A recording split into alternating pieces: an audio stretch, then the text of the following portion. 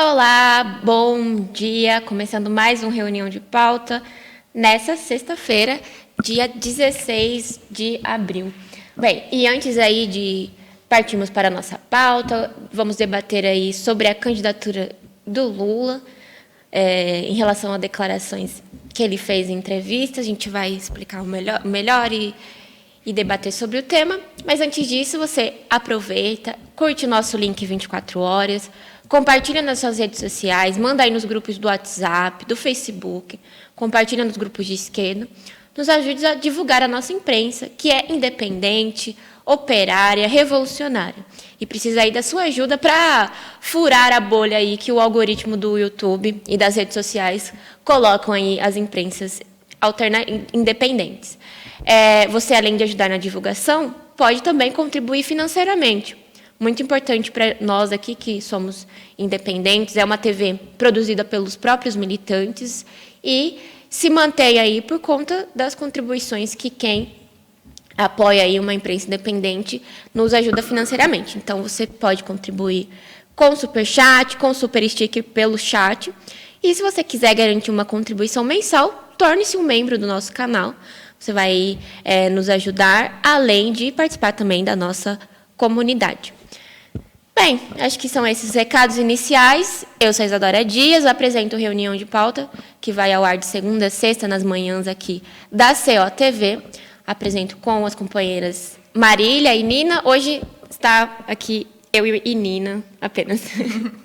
Bom dia Isa, bom dia a todo mundo que está aí comentando no chat. A gente nem entrou para a sala, já estava comentando aqui, então já vou dar um bom dia para o Luiz Preza, para Ana Matos, Jane Lorena, Pedro do Livramento, Silva Mirro, Walter dos Santos Vargas, Igor Teodoro, que está aí aproveitando o intervalo das aulas online para vir assistir a gente, e o companheiro Alisson. Bom dia a todo mundo que já está ligado na Causa Operária da TV. É isso aí. Bom, bora lá então, né, Nina? Vamos começar aí. Como de costume, infelizmente aí por conta da política que é levada no Brasil, a gente debate aqui sobre a pandemia e todo dia, apesar aí da imprensa estar escondendo a situação da pandemia, isso é evidente para quem acompanha aí diariamente as imprensas, que eles estão escondendo, e as notícias que estão aparecendo falam aí de uma diminuição de ocupação de leitos.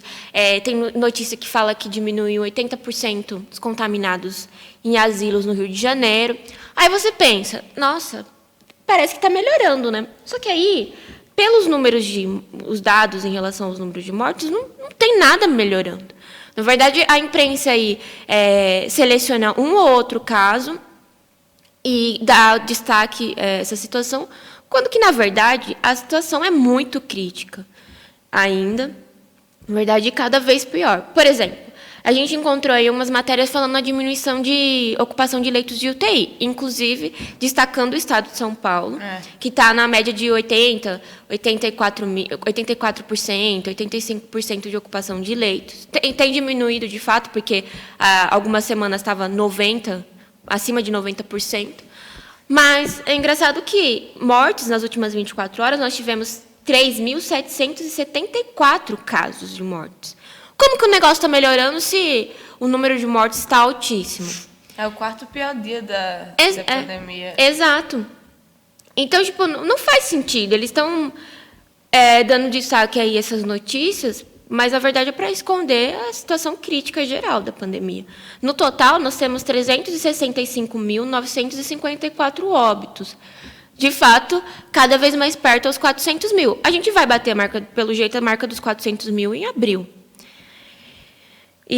Mas, mesmo assim, parece que o negócio está melhorando, né? Contaminados também não muda muita coisa. A gente, nas últimas 24 horas, tivemos 80.529 casos, que é um número parecido com o das outras semanas, e é um número alto. Com certeza, aí, na realidade, são mais de 100 mil contaminados, porque a gente sempre debate aqui que não é fácil fazer um teste de Covid. E aí, no total, então, temos 13.758.093 brasileiros que já tiveram ou têm o novo coronavírus. E aí, eu gostaria de destacar uma situação, porque assim, eu vi que eles estão colocando que diminuiu o número de contaminados em asilo e tal, porque é o pessoal que eles vacinaram. Uma minoria aí da população, que não é todo mundo que tem 90 anos, 80 anos, a gente sabe que essa população ela é bem menor. Então, eles conseguiram aí vacinar uma porcentagem dessa população mais velha, e aí, por conta da vacinação, está diminuindo os casos mesmo de contaminados, mas mostra a situação está grávida em relação ao percentual de jovens com Covid internados em UTI. Só na rede particular do Rio, esse número de jovens internados quase triplicou em 3 meses. E a idade desses jovens é 18 a 44 anos, que de 5,3% em janeiro, o número de pessoas entre essa faixa etária internada, para o mês de março aumentou em 14,7%. É um aumento significativo e o pessoal pode falar assim, não, mas é porque esse pessoal fica saindo, indo para festa, não respeita a quarentena. Na verdade, essa faixa etária é a faixa etária ativa da população. O pessoal que precisa trabalhar, que se locomove aí nos transportes públicos para o trabalho e tal. Então, não tem nada a ver isso, é festa e tal. Porque a gente tem que sempre fazer esse debate que nenhuma festa se compara ao tanto de pessoas que usam o transporte público, principalmente aqui em São Paulo. E é esse pessoal que precisa trabalhar, principalmente nessa questão do Uber, que são as pessoas que estão trabalhando durante a quarentena para garantir que uma parte da classe média fique em casa. Tem gente aí que se orgulha em dizer que fica em casa, pode receber até camarão de casa, pode receber todo tipo de produtos em casa. Mas isso é a custa de muitos jovens, que justamente porque tem aí falando que os jovens é a faixa etária de menor risco da pandemia, então é o pessoal que, enfim, trabalha, faz todas as atividades econômicas aí. Então, por isso que agora eles estão, como os mais velhos estão sendo vacinados e tal, de fato estão ocupando menos a UTI, agora a gente vê quem que está sendo vítima da pandemia, ainda mais, né? Porque essa faixa etária também já apresentava aí um grande número aí de mortes, né? Mas esse negócio aí das notícias, de fato, você vai procurar na internet, parece que estamos indo, sei lá, pular no pote de ouro no fim do arco-íris, porque você entra e tem assim, nossa, São Paulo comprou sei lá quantos leitos, coisa vai ver, são tipo 200 leitos, e tem mais de 1.000 pessoas morrendo por dia aqui. Mas tem essas notícias, tem notícia de alguma vacinação, etc. Você encontra muito mais fácil do que as notícias da desgraceira que está, de fato, aqui no Brasil, né? E no mundo, inclusive, porque estava vendo aqui, a gente está prestes a bater os 140 milhões de casos pelo mundo e 3 milhões de mortes. É uma quantidade muito grande. A gente já ultrapassou aqui 139 milhões de casos no mundo. E nas últimas 24 horas foram quase 600 mil casos de coronavírus em 24 horas. Tipo, são 600 mil casos no mundo por dia do coronavírus. Até agora foram 2.986.608 óbitos pelo coronavírus. Ou seja, quase 3 milhões de pessoas morrendo. O Brasil registrando aí mais de 3 mil mortes por dia. Já chegam a 365.444 mortes pelo coronavírus no Brasil, segundo aí o Ministério da Saúde. E a gente vai procurar na internet e aparecem essas notícias lindas, maravilhosas. O Einstein tem queda de 43% nas internações por Covid em 15 dias. Para começo de conversa, eu nem acredito nisso, porque não é possível. Aliás, até é um pouco possível porque é o Einstein, né?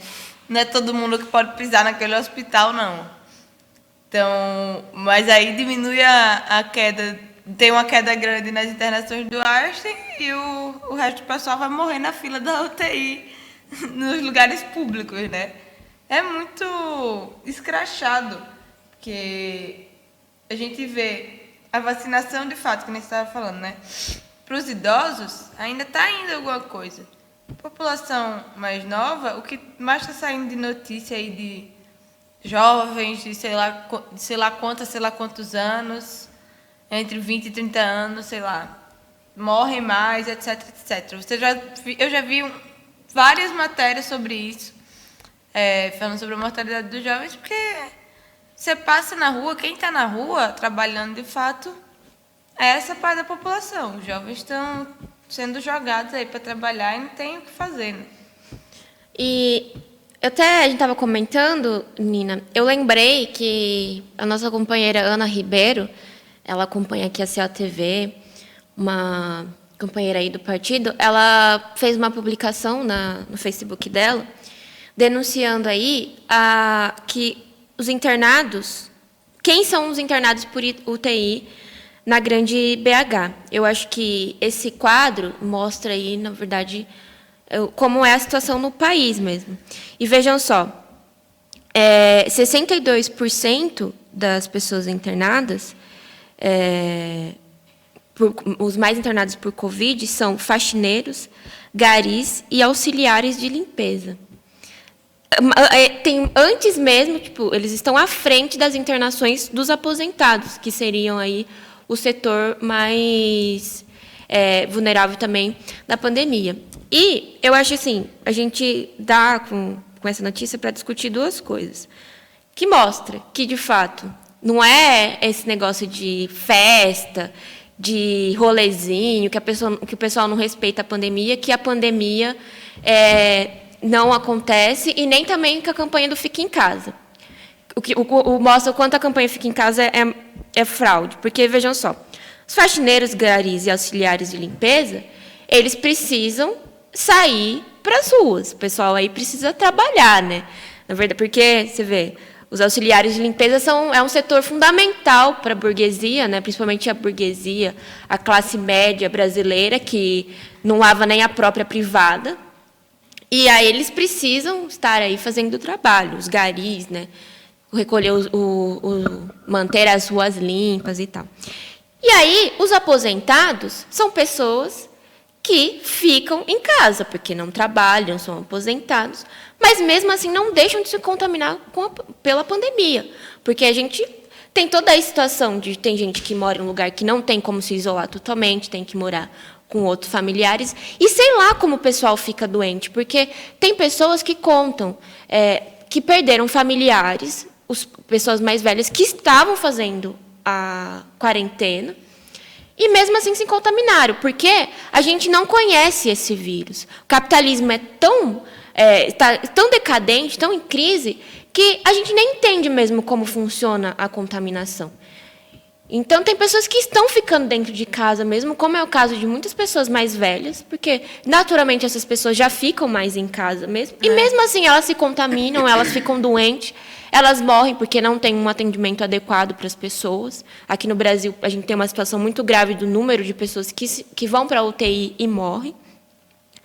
Mas, enfim, eu acho que esse quadro mostra o quanto essa campanha do Fica em Casa é uma campanha sem pensar aí, de fato, nas consequências, e que não adianta de nada, porque, veja só, as maiores vítimas são pessoas que precisam trabalhar. E aí essa campanha do Fica em Casa só tem servido para duas coisas. Uma, para a direita apresentar aí que tem alguma política. Não, nós estamos aí orientando as pessoas a ficarem em casa. E outra, para a esquerda ficar em casa e ficar culpando a população e não fazer nada em relação a isso. Porque é justamente por conta dessa campanha do Fica em Casa que eles atacam, que eles falam que não dá para protestar, que tem que respeitar a pandemia, que não dá para fazer nada, porque a gente está durante uma pandemia, toda essa história que nós temos ouvido. Mas vejam só, depois tem, em primeiro lugar, os faxineiros, vem os aposentados, e aí, em terceiro lugar, empregados domésticos, diaristas e cozinheiros, que é mantém aí nas categorias essenciais para a burguesia, para a classe média sobreviver durante essa pandemia. Aí depois vem técnico profissional de saúde, de nível médio, vendedor, que é o caso aí de muitas lojas, né, ainda estão fazendo atendimento durante a pandemia, porque tem muito empresário aí de menor porte, muito trabalhador, né, dessas áreas que estão indo trabalhar, apesar de alguns lugares estar com lockdown mais restrito, mas é um pessoal que, para não falir totalmente o próprio negócio ou as empresas, lojas menores, eles estão indo trabalhar durante a pandemia. Os caminhoneiros, que também é essencial aí, eles precisam estar em circulação para entregar os materiais, né, para os mercados, enfim. Entregador de mercadorias, auxiliar de produção e outros. Então, veja só, eu acho que esse quadro ele apresenta muito bem a situação da pandemia e prova que essa campanha aí do Fica em Casa ela não adiantou de nada e nem vai adiantar de nada.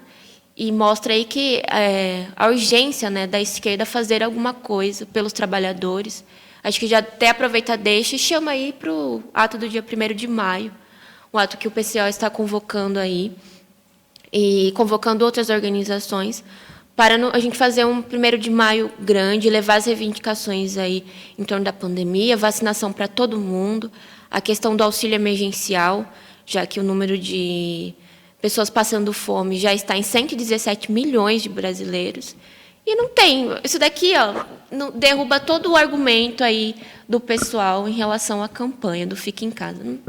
Mostra que não adianta nada.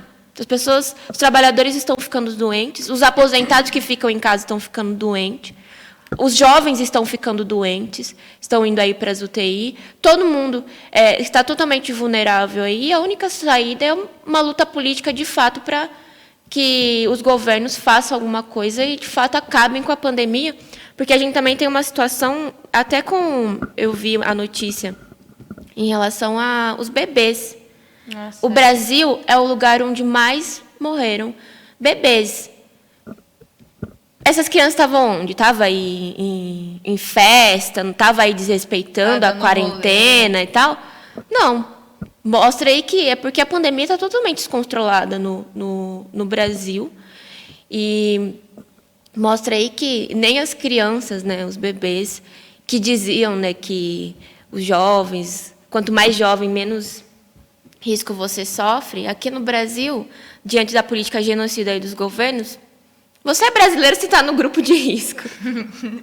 O maior grupo de risco que está tendo agora na pandemia é o Brasil. Exato.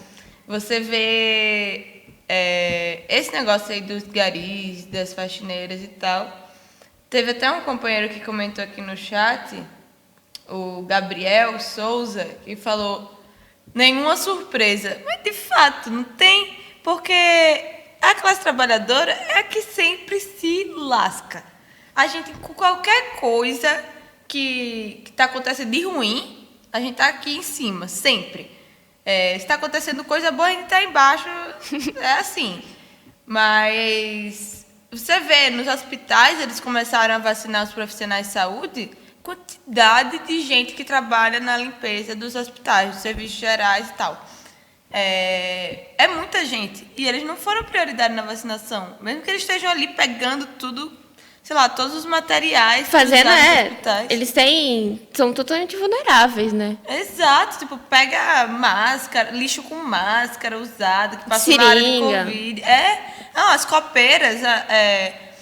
Tava com umas amigas me contando, né, que trabalham no hospital, que pessoal, as copeiras, eles fizeram no começo assim: algumas vão ficar aqui dentro fazendo comida e tal, e outras vão ser as pessoas que vão para a linha de frente levar comida e tal para as pessoas. Primeiro, essas da linha de frente não foram vacinadas, que supostamente seria a linha de frente para poder ser vacinada. E as outras, tipo, elas chegou um momento que ela falou: bom, não tem diferença, porque a mulher ficava indo, voltando, entrava nas outras copeiras. Elas têm contato com quem tá. Tem contato, tá dentro do hospital, ambiente fechado e tal.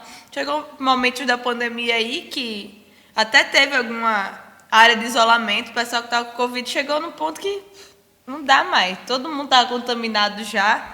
A área de Covid, ó, terminou. Quando está agora nesse pico que deu, pronto, não tem mais isolamento. Porque você entra no hospital, os profissionais que estão atuando na área do Covid são os mesmos que estão atuando na área normal. Acabou o isolamento total nos hospitais, né?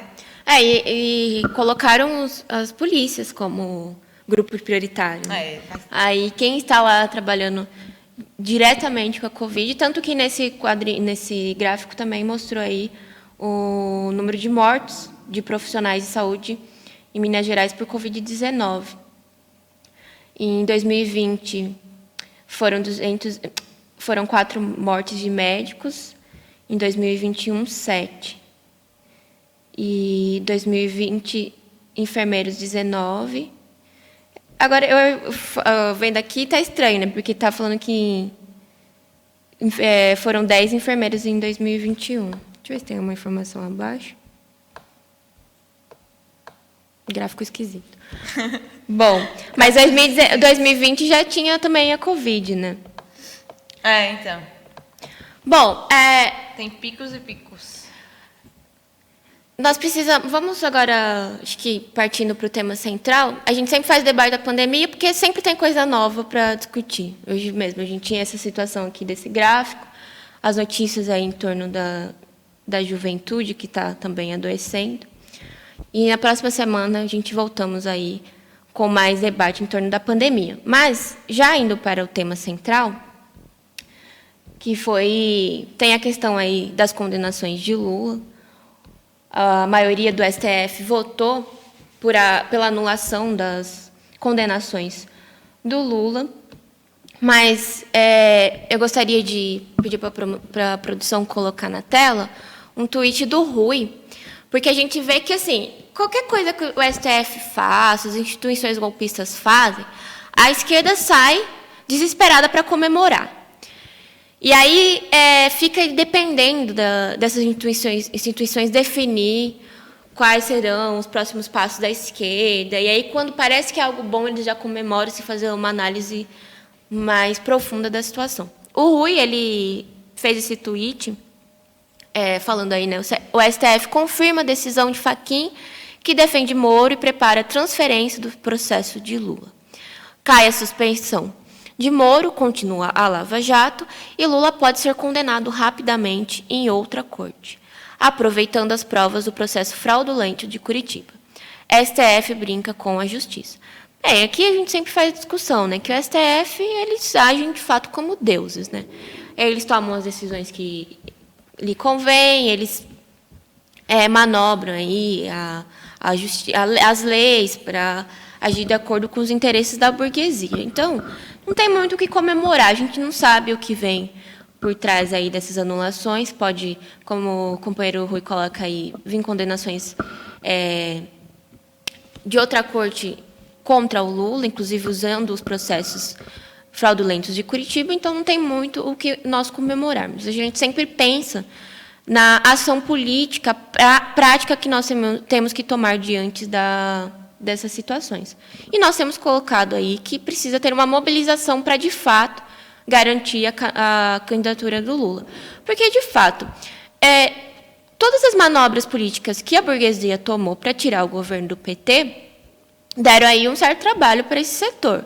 Teve a questão do impeachment da Dilma, que eles tiveram que fazer o golpe, né?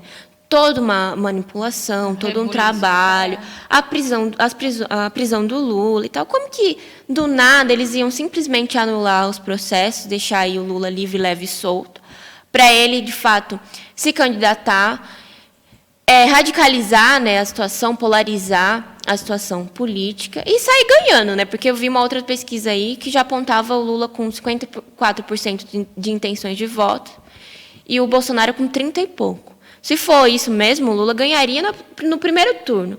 Como que a burguesia deixar tudo acontecer de forma tão livre, né? Então, colocada aí a necessidade de uma campanha em torno da candidatura do Lula e e que a candidatura do Lula é de fato necessária. A gente deu o título baseado aí numa entrevista que o Lula deu para uma TV argentina. E ele fala, né, que se for necessário, ele seria candidato sim, para ganhar as eleições e derrotar aí o Bolsonaro, que ele coloca, né, como um fascista, um genocida, que é o maior responsável pelo caos na pandemia. Então, só para apoiar o Lula aí, eu acho sim, que sim, a candidatura dele é necessária para derrotar o Bolsonaro. A gente tem visto aí pelas pesquisas, ele é o único que ganha do Bolsonaro e ganha de lavada. Porque, assim, se não for o Lula, vamos pensar aí, seria uma candidatura de esquerda. Por exemplo, o Haddad, que já é uma burrada que a gente já viu acontecer. Não vai ganhar. Vai ser muito mais fácil para a burguesia manobrar e o Bolsonaro continuar no poder, ou então eles conseguirem colocar um outro candidato direitista, como eles estão querendo fazer, que é o exemplo do Luciano Huck, estão citando aí o Mandetta, o Dória, né, apesar de estar um pouco mais descartado, mas é uma possibilidade, tem até o Amoedo. Enfim, com uma eleição morna, que eu acho que seria o melhor cenário para a burguesia, imagina o quão sem graça seria uma eleição entre o Haddad e o João Amoedo. Então, tipo, para a burguesia, o melhor seria uma eleição totalmente morna, porque aí eles poderiam manobrar facilmente a situação e se livrar do Bolsonaro e colocar aí um direitista engomadinho, que seria mais fácil para eles controlarem. Mas como a situação de fato é polarizada, o Bolsonaro ele tem uma base política que seria mais difícil de ser neutralizada. Assim como o Lula tem uma imensa base política, né? Então, o Lula é necessário, sim, a candidatura dele é necessária, e não só como é necessária, como é urgente. Lula tem que aproveitar aí a anulação desses processos e tal, e lançar sua candidatura, iniciar uma campanha política, porque aí fica mais difícil para a burguesia manobrar e conseguir descartar o Lula, conseguir até descartar o Bolsonaro e manter aí o golpe, porque a questão da candidatura do Lula é essencial por conta da questão do golpe, né? A gente, com a candidatura do Lula, com a campanha em torno do Lula, a gente faz aí, de fato, uma campanha contra o golpe imperialista, né? E eu não acho que os imperialistas estão muito afim também da candidatura do Lula, né? Exato. Você vê que teve uma outra declaração que o Lula falou o seguinte: foi uma mentira muito grande, mas meus advogados provaram que era uma farsa. O juiz mentiu, os procuradores mentiram, a Polícia Federal mentiu, porque tinham que me tirar da disputa eleitoral, mas agora estou pronto para a briga. Ou seja, vamos isso aí, Lula. Para Lulão aí para disputar essas eleições, porque estava até discutindo com o pessoal ontem e não tem outra possibilidade, não existe outra possibilidade. É extremamente necessário que o Lula participe das eleições, já está sendo necessário que ele participe das eleições e já está sendo necessário que a gente faça uma campanha nas ruas pela candidatura do Lula. Porque, de fato, o cara é o único que pode trazer uma mobilização em torno da candidatura dele. É a pessoa que vai estar polarizando nas eleições de 2022 com Bolsonaro. Não tem nenhum outro cenário possível do que esse. O Lula é o candidato mais popular que a gente tem. Você sai na rua e você vê isso daí tão fácil, assim, tipo, você não tem nenhuma dúvida. Você está parado, assim, com qualquer panfleto, qualquer coisa que seja, pode ser de outro assunto. A pessoa vai chegar para você e falar: é o Lula, eu quero o Lula, eu quero o Lula, eu quero o Lula. Você só escuta isso, entendeu? Não tem outra. Não tem outra. Eles podem falsificar a pesquisa, podem lançar fulaninho, cicraninho de tal, pode fazer o que quiser. Não tem outra alternativa. É o Lula. E você vê que o pessoal está tentando se organizar aí, né? Fazer aquele manifesto da democracia, que não tem nada de democracia de nada, que é Ciro Gomes, o Mandetta, Moedo, nananã. Esses caras tudo, que parecia um show de horrores, estão aí se organizando para lançar o seu candidato. Ciro Gomes já falou que o seu objetivo é tirar o Lula, mas só se for país das maravilhas na cabeça dele, porque ele falava, antes ele ainda falava assim, que o objetivo era tirar o Lula do segundo turno. Agora ele já fala que o objetivo é tirar o Lula do primeiro turno. Como que ele vai fazer isso? Aí só Deus sabe, né? Com os 12% de voto dele. O cara falava isso em 2018, que ia vencer não conseguiu vencer do Haddad. Vai ganhar do Lula? Pelo amor de Deus, né? Quando você fala isso do pessoal que é Lula mesmo, e é evidente, porque a gente faz campanha aí nas ruas e a gente faz os mutirões também nos bairros, né? E é engraçado que uma frase que eu sempre ouço, eu juro para vocês, ouvi mais de uma vez, é que a gente bate na casa da pessoa, né? Fala, a gente está fazendo campanha aqui contra o golpe, a gente tem um panfletinho explicando porque a gente defende a candidatura do Lula e tal.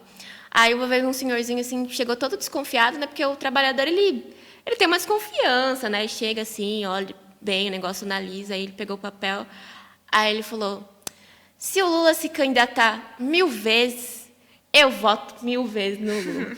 Aí ele olhou assim o papel e falou: eu estou de acordo com vocês. E eu já ouvi isso de outras vezes em outros trabalhadores também. Eu voto 1000 vezes no Lula. É até engraçado porque quando teve a primeira anulação aí do primeiro processo, falando que tinha anulado um dos processos contra o Lula e tal, a gente recebeu vários áudios do pessoal falando: eu já estou treinando na urna, o 13, para eu chegar no dia e votar 13 e tal. E é bem isso mesmo, a gente, de fato, né, vê todo esse apoio que tem em torno da candidatura do Lula, e é por isso que a gente faz essa defesa e coloca aí: sim, Lula, você é necessário como candidato para derrotar o Bolsonaro, que ninguém mais aguenta. Não, o pessoal já fala, tipo assim, a gente nem começou e o pessoal já está assim, ou é Lula ou eu não vou votar em ninguém, tem que quebrar tudo. A galera já está falando desse jeito.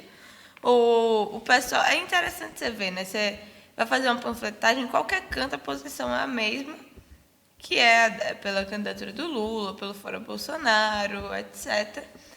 E pelo fim da PM, que é o que você mais vê hoje em dia, porque a PM está tacando pau na população, nos ambulantes, etc. Então é uma coisa que você escuta muito, mas a posição é sempre essa. A galera fala, tipo, já deu, não dá mais, tem que tirar esse cara. E, inclusive, fala o seguinte, que tem que ir para as ruas. Tipo assim, você sai num ponto comercial, em qualquer canto, assim, você vai entregar o panfleto, o pessoal fala: não, tem que ir para a rua, tem que derrubar esse palavras muito feias para serem colocadas no Causa Operária TV. Mas o pessoal desce o pau e fala: tem que ir para a rua, tem que tirar o cara de lá. Ninguém tá maluco, só a esquerda pequeno burguesa que cai na onda da burguesia aí, falando: não, tem que ficar em casa, quando daqui a 50 anos eu for vacinada e eu vou para a rua. Porque esse pessoal fica falando assim: vamos ser vacinados, mas a gente não faz a mínima ideia quando a gente vai ser vacinado. E aí, para a gente encerrar, gostaria de destacar as atividades do partido. A gente falou, né, eu já falei do 1º de maio. Esse aqui é um dos cardzinhos, um dos panfletos que nós estamos entregando aí, convocando para o dia de 1º de maio. Nós vamos estar fazendo panfletagem em vários locais, em portas de fábricas, chamando aí para o 1º de maio. E tem aqui como palavra de ordem também Lula presidente. E a questão da vacina, quebrar as patentes das vacinas para que toda a população seja vacinada. Por isso que é importante uma luta política de fato, tanto que essa também é uma das manchetes do nosso jornal dessa semana, o JCO. O JCO está com um Instagram novo, né, Nina? Quero ver todo mundo seguindo aí, @CausaOperária no Instagram e fazendo suas assinaturas, porque agora o nosso incrível e maravilhoso Jornal Causa Operária, que já está aí há mais de 40 anos nas ruas, que é escrito pelos nossos militantes, ele agora tem uma versão digital no site jornal.causaoperaria.org.br. Lá tem várias formas de você assinar o jornal e eu quero ver todo mundo assinando, porque você consegue ter o Jornal Causa Operária da forma mais simples e fácil na sua casa. Você tem a assinatura e toda semana sai lá a edição da semana do Jornal Causa Operária Fora o acervo dos jornais antigos e tal, que está sendo colocado, a ideia é colocar todos os jornais que a gente já tirou lá no site, está sendo colocado pouco a pouco e dá para todo mundo ler com o nosso caderno cultural e várias notícias do Brasil e internacionais. É isso aí. E aí também, essa semana, nesse fim de semana, vão ocorrer aí alguns cursos da Escola Marxista. A Escola Marxista é uma continuação aí da Universidade Marxista, porque o tema discutido na Escola Marxista está relacionado à Universidade Marxista. Então, o tema da Escola Marxista dessa edição, que é a quarta, será sobre o bolchevismo e stalinismo, tanto que tem até mesmo o livro para você. Se você adquire o livro, você ganha a participação no curso, mas também a gente está recolhendo aí um valor de R$10 apenas para participar aí dos cursos da escola, uma contribuição que a gente pede, que é uma contribuição para o nosso partido mesmo, para desenvolver aí melhor essas atividades de formação política. Então, agora no dia 17 e 18 vão ter várias cidades. A gente vai fazer por Zoom, na maioria, mas em alguns lugares será também por presencial, com um número limitado de pessoas. Mas para quem pode, até quem já está vacinado, quem quer fazer a atividade presencialmente, nós vamos estar fazendo também presencialmente. E aí, acessando escolamarxista.pco.org.br, você tem acesso aí aos lugares que terão o curso. E nesse próximo fim de semana já vai ter o do exterior, em português, e mais para frente, dia 25, se eu não me engano, vai ter no exterior em inglês, para os simpatizantes do partido, que não são brasileiros, porque como a gente tem um trabalho no exterior, os companheiros aí fazem contato também com pessoas que não são brasileiras, mas têm interesse aí na política do partido. Então, acessem aí o site para saber se nesse fim de semana vai ter já o curso mais próximo aí a você. Você pode participar. E aí, antes de terminar, rapidinho, que tem outro curso, anunciar já o curso da Universidade Marxista.